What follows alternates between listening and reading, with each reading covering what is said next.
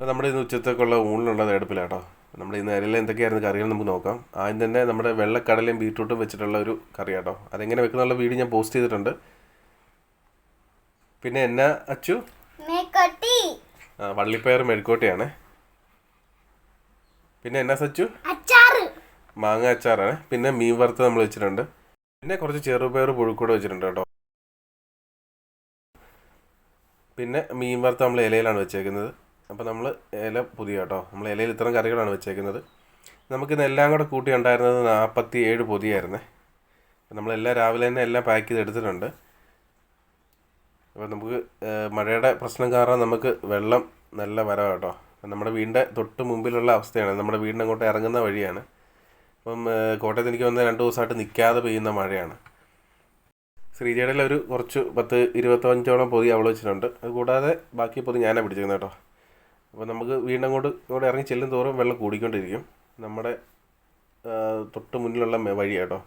അപ്പോൾ അങ്ങറ്റം വരെയും വെള്ളമാണ്. ഇത് തൊട്ടപ്പുറത്ത് കണ്ടം 6 കേട്ടോ. നമ്മുടെ വീട്ടിലോട്ടുള്ള വഴിയാണ്. ഇത് മെയിൻ റോഡിലോട്ട് നമ്മൾ പോകാം കേട്ടോ. നമ്മൾ കാറും ബൈക്കും എല്ലാം ഇന്നലെ നമ്മൾ വഴി കൊണ്ട് വെച്ചു കേട്ടോ. വെള്ളത്തിൻ്റെ വരവ് നമുക്ക് എങ്ങനെയാണെന്ന് അറിയത്തില്ലല്ലോ. ഇതിവിടെ പൊതുവെ മഴക്കാലമാകുമ്പം എല്ലാ വീട്ടുകാരും ചെയ്യുന്ന ഒരു പരിപാടിയാണ്. വഴി കൊണ്ട് വണ്ടിയെല്ലാം മാറ്റി വെക്കും. അപ്പം നമ്മൾ ഏകദേശം നമ്മുടെ മെയിൻ റോഡിന് അടുത്തുണ്ട് കേട്ടോ. ആ കാണുന്നതാണ് മെയിൻ റോഡ്. അപ്പോൾ നമ്മുടെ ഫോളോവേഴ്സിൽ ഇതുപോലെ വെള്ളത്തിൻ്റെ പ്രശ്നം നേരിടുന്ന എല്ലാവരും സേഫായിട്ടിരിക്കുക കേട്ടോ. കുട്ടികളെയൊക്കെ ശ്രദ്ധിക്കുക. പ്രാവശ്യം വെള്ളം മഴ ഇച്ചിരി കൂടുതലാണെന്ന് തോന്നുന്നു. അപ്പോൾ നമ്മൾ രാവിലെ തന്നെ എല്ലാം അർഹതപ്പെട്ടവരുടെ കയ്യിൽ എത്തിച്ചു കൊടുത്തിട്ടുണ്ട് കേട്ടോ. രാവിലെയൊക്കെ നല്ല മഴയായിരുന്നു നമ്മളിത് കൊടുക്കുമ്പോഴൊക്കെ. ഇത് നമ്മുടെ കോട്ടയം ബോട്ടിയെട്ടി കേട്ടോ. അവിടെ നന്നായിട്ട് വെള്ളം കയറും.